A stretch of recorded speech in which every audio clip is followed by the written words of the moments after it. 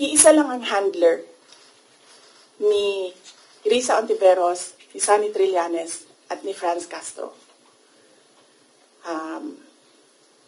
Although si Franz, parang I think she's serving two masters. Hindi siya direct doon sa isa. Dito lang siya sa isa.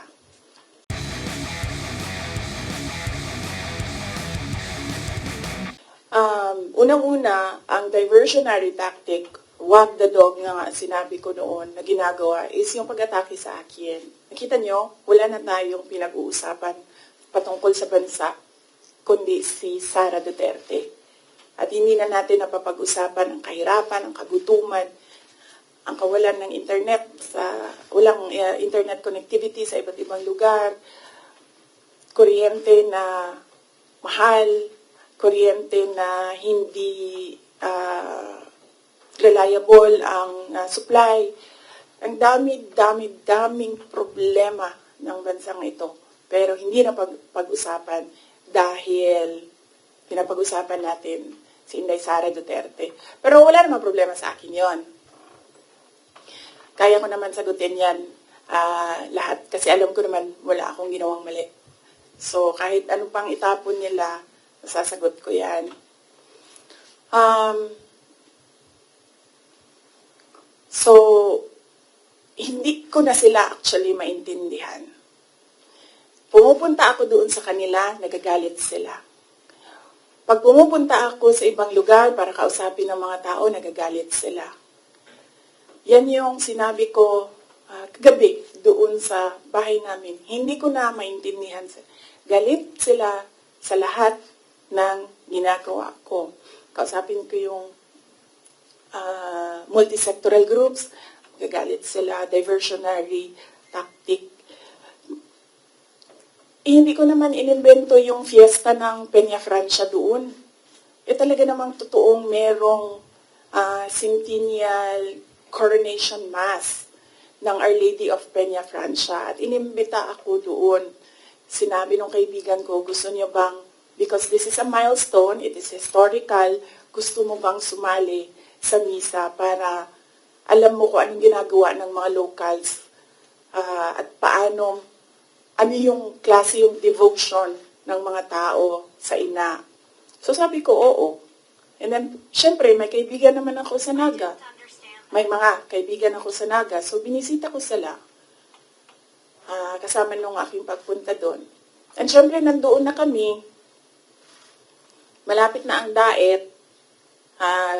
Sabi ko sa mga kaibigan ko sa daet, magkita tayo. And then pagdating ko ng Vinsons, pumunta si Mayor sa akin, sabi niya, meron kaming Takbuan Festival na nangyayari ngayong week na ito, doon sa kanila, Takbuan Festival. Apparently, ito yung festival ng birthday ni Wenceslao Vinsons. So,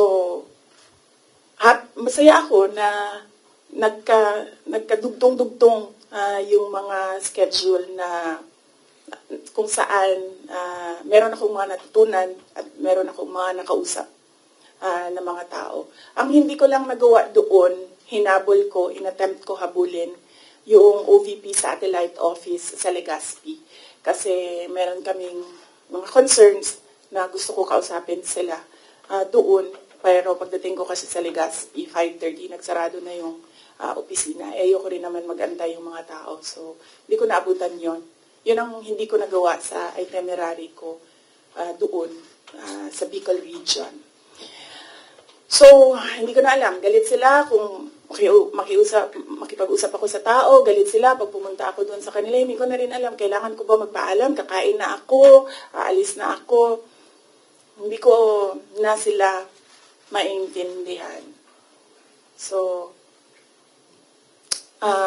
kailangan ko rin siguro magpaalam sa kanila kasi pupunta akong Cordillera sa susunod na mga araw para lang malaman na nila. Pupunta po ako sa Cordillera kasi merong isang senior citizen na babae doon na naghahanap sa akin. Gusto daw niya ako kausapin.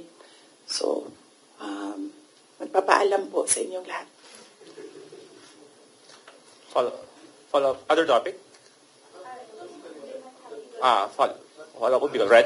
Ma'am, confirm lang po ma'am kasi may may isang online news website, Politico. Paki-confirm lang po to if it's true or not. Si Rex Anthony Villegas daw po, yung sinasabi po ba ninyong kaibigan?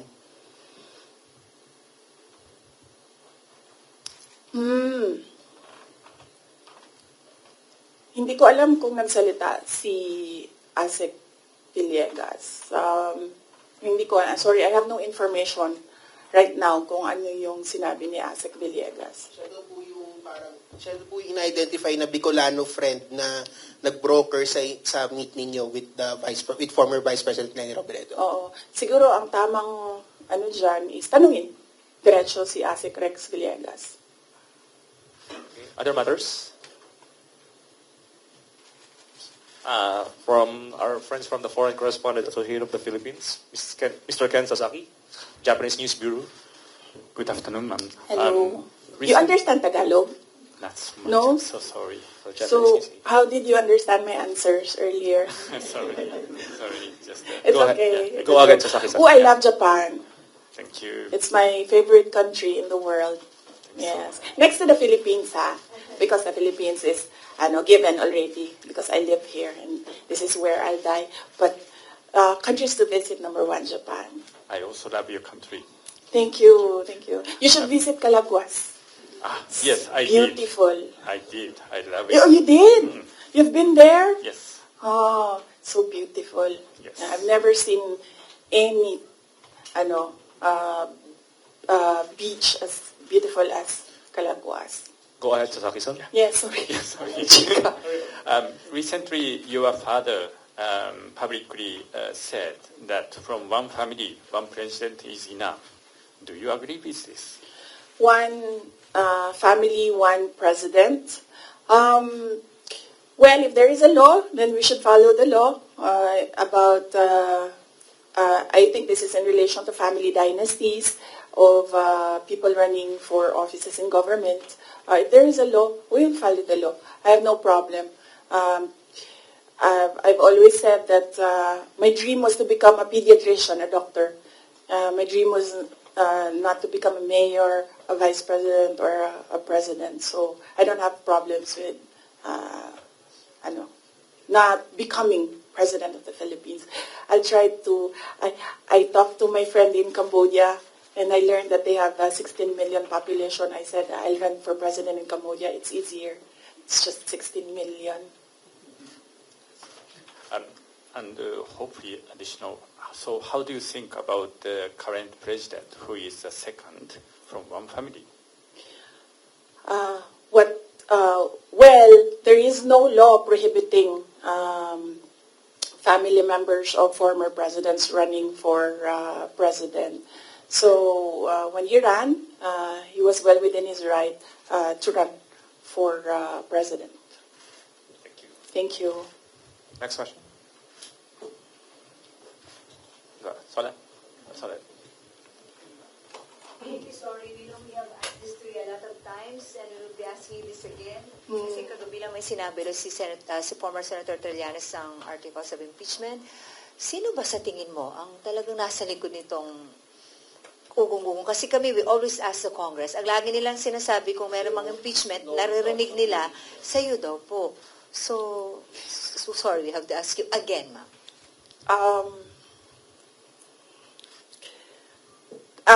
Kinote ko naman na si Representative Castro, di ba? Sa kanya nagsimula yan. I-quote ko ulit para, Who's really behind it? meron akong mga notes ng quotes dito.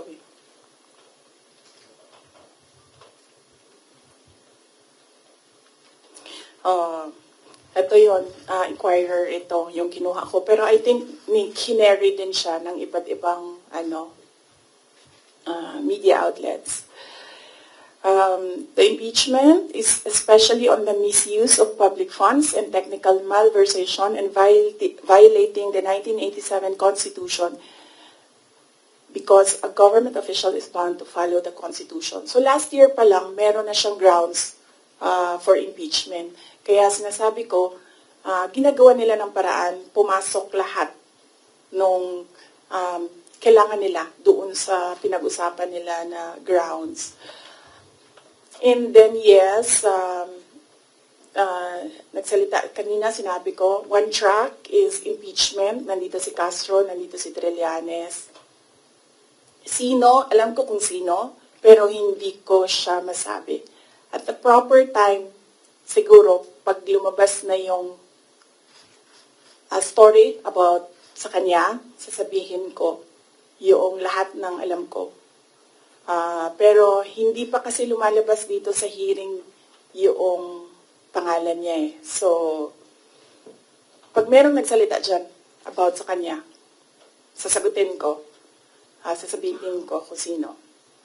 So, iisa lang ang handler ni Risa Ontiveros, ni Sunny Trillanes, at ni Franz Castro. Although si Franz, parang, I think she's serving two masters. Hindi siya direct doon sa isa. Dito lang siya sa isa. Isa lang ang handler nilang tatlo. Kasi ang dami nyo ng materials. Pag inubos natin lahat ngayon, wala na kayong trabaho bukas. Sa susunod na araw, sa susunod na buwan, ano pang trabaho ninyo? Wala na kayong balita. Hindi. Hindi. Alam niyo naman eh. Gusto niyo lang manggaling sa akin. We know the person. Alam niyo kung sino. Gusto niyo lang manggaling sa akin. Pero mamaya na kasi meron kasi siyang kwento eh. Kasi hindi pa kasi lumalabas. So hindi ko malabas yung kwento. So, Sa itong hearing na nandito. Sa quad ko? Sa current hearing po ba sa good government po ba lalabas? Or sa Quad ko? as a good government. About sa akin, wala naman ako doon sa Quadcom eh. I think sinubukan natin ni Trillanes yung sabi niya mas masahol pa ako kay PRD. Kasi hindi niya ata ma-prove. So, tinigilan niya ako doon sa EJK. So may in-expect kayo, ma'am, na information against sa'yo doon sa good government na hearing? Ano daw? Sorry. So meron kayong, yung hinihintay nyo na kwento, may na-expect kayo doon na kwento sa good government na hearing about sa'yo, ma'am? Hindi about sa akin, about sa kanya. Okay. I mean, yes, about sa akin. Pero, Coming from him? Gearing towards him. Directed, related sa kanya. May video pa yun eh. Any follow-up, Kat? Tapos sabi nila, ako daw yung hindi mapagkatiwalaan. Hindi nga lumalabas yung video. Wala nga nakakaalam ng video eh. Ako lang. Video, ma'am. Ma'am, anong video, ma'am? Basta. Ma'am, anong video po yun, ma'am? Ay, pag sinabi ko yung gender, alam niyo na kagad kung sino eh. Anong video, ma'am? Alam niya naman, di ba? Gusto niyo lang talaga manggaling sa Ma'am, no, akin. hindi po. JC, alam mo. Oh. No, we don't. Antayin natin. Mahaba kasi yung kwento sa kanya. Tapos, pag kinento ko yung parte lang ng question na yan, sayang naman yung ibang chismis. Hindi chismis yan kasi ako yung ako yung may alam. Hindi. Iba pa. Iba pa. Yeah. Hindi ito yung pulveron. Hindi din. Hindi din. Oo. Wala na bang question? Ano na ito? question. Ma'am, Fishing so- na ito. Next question. Fishing. Ma'am, yung topic na lang ng video about saan lang. Next question, Maraming salamat. Next Ma'am, question, Jason. ma'am, so, ang sa tingin mo ba, VP, instead yung sinasabi nilang, sorry, JC, sorry. Sorry, Your Honor. Dapat hindi ko ma-recognize. So, ang sinasabi mo, VP, imbes yung sinasabi nilang you're making diversionary tactics, ikaw yung nagiging diversionary Ako yun. tactics nila Ako yun. Kasi, tingnan nyo, sa totoong problema. ako mayor ako ng 3 terms. Noong simula ng term, pinag-uusapan na kaagad namin ng council yan. Ano ba ang landmark legislation ninyo for this 3 years? Nakikita nyo ba na meron silang landmark legislation? Wala. Inuubos nila yung oras ng mga tao. Kita niyo yung mga tao sa DepEd, wala na nagawang trabaho yun. Kakaupo nila doon. Inuubos nila yung pera ng taong bayan diyan sa mga hearings nila going after me. And wala silang pake. Kasi ang gagawin lang nila is magbigay ng pera kung saan-saan. Kasi wala naman kasing projects na masasabi natin. Ang sa amin yan, pag umuupo ako, ewan ko lang sa iba, ako, nung mayor ako, pinag-uusapan ka agad, ano ang big ticket project ng 3 taon na ito? Ano ang landmark legislation ng taong ito? Kasi yan yung gagamitin namin para ma-re-elect kami. Diba? Yan yung sasabihin namin, kita nyo, may landmark legislation tayo. So, dapat kasi pag upo mo, ganyan yan, diba? Sasabihin mo sa mga tao, in 6 years, pinakamayaman na ang Pilipinas, in 6 years, ganito, may security, dami kang. And then lahat ng trabaho mo, papunta siya doon para